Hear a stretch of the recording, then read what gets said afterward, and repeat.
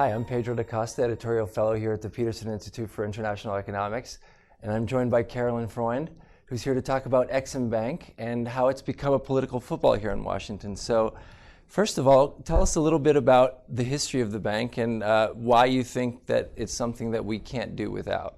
Thank you, Pedro. The ExIm Bank is important for a number of reasons. So the first one is that everyone else is doing it. So you have China out there who's done more export financing in the last 2 years than our institution has done in its entire history. Why are they doing it? Because there are huge infrastructure projects and other kind of projects happening around the world that need to be financed and provided with machinery and other types of goods to have these projects go forward. And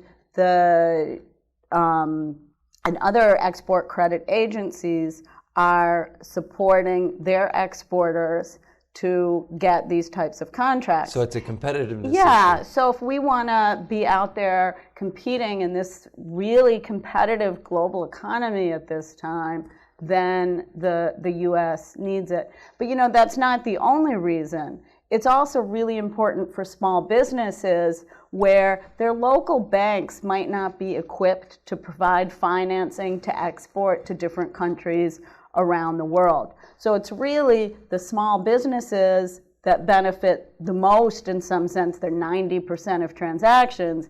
But it's also the really big exporters who are competing against export powerhouses around the world. But it's interesting you mentioned that because a lot of the criticism that is leveled at the bank is that it basically is a subsidy for big businesses, but you're saying that's not the case.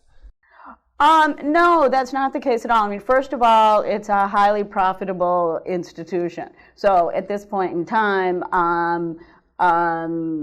first of all, financing is very competitive, but it's completely additive. These are transactions that wouldn't happen without the export credit agency. It's actually not allowed to compete with private banks as part of its charter. So this is a completely additive type of financing for transactions where you need it well in advance because of the importer or because private banks aren't equipped to do that type of business. So how did an institution or an agency that was fairly, nondescript and kind of in the background in Washington suddenly become a political football and making headlines all the time? Well, I think it's mainly grandstanding. So there are people out there who'd like to see smaller government. So what do? You pick an agency and you go after that agency. Well, this was a target. So it was a target in part because it's an agency not that many people knew about until it became a target.